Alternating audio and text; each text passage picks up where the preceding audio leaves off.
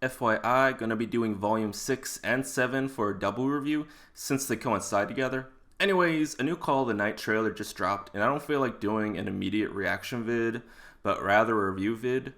For those unaware, this is a manga reader's review, so there will be spoilers, but if you have read the manga and want to know my thoughts, here we go. It's definitely different from how I view it when reading, but that's how adaptations work. With the books, there's a very punk, gothic vibe about it for me. For the lighting and backgrounds in the anime, there's a lot of color, which could be cool. After all, it's about what lures and entices Ko into wanting to live the nightlife. This particular genre could almost be considered slice of night for the beginning half, and sort of filler chapters and one-off arcs. The city almost reminds me of old school Sailor Moon backgrounds with all of the color stylizations, and gives the city more life, while in the manga it's more of a mysterious unknown.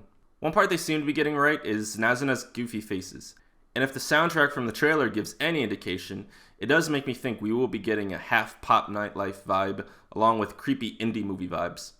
Ah, that's cool with the mirror shot.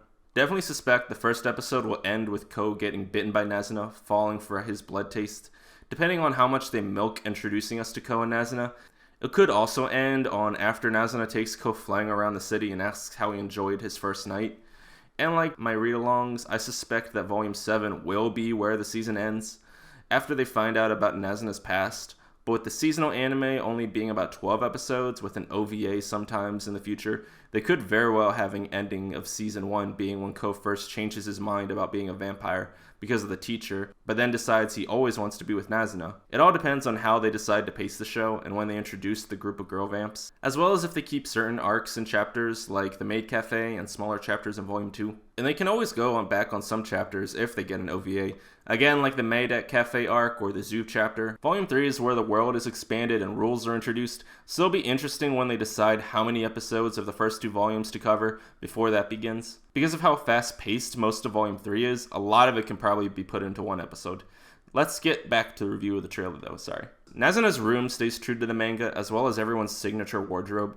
The animation looks pretty smooth and pretty. Still wondering if the flying scenes are just in the intro, or if it's just meant for when Nazuna first flies Ko around, and they want to make it a bigger moment for the anime. Like in Komi when they try to go extra on scenes and give them a bigger impact. The animation gives a bit of Love, Shibuno, and Other Delusions vibes at some points. Again, at other times it gives a better animated Sailor Moon OG feel.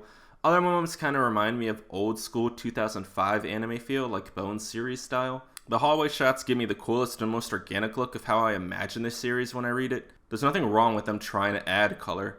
I just personally had a different type of romanticism with the night when I had trouble falling asleep and walking around in the city aimlessly. It was about trying to find the colors or just lights within the sea of darkness and seeing the beauty in it, rather than feeling like a rainbow just threw up purple all over the park around the corner. Either way, I'll definitely be watching this series. I've been looking forward to it since the first trailer. This is one of my favorite series to read, and look forward to seeing how they adapt it to the anime, especially on the few action scenes we've gotten so far. Will they go extra on it? I'll definitely be reviewing the first few episodes just to see if it floats my boat or not, and then if it does, I'll just keep reviewing more episodes and comparing and contrasting to the manga. I have had a few misses in series that I've read before watching, but also some that I really enjoyed, so we'll see where this one lands. Anyway, thank you for watching, and go read a book.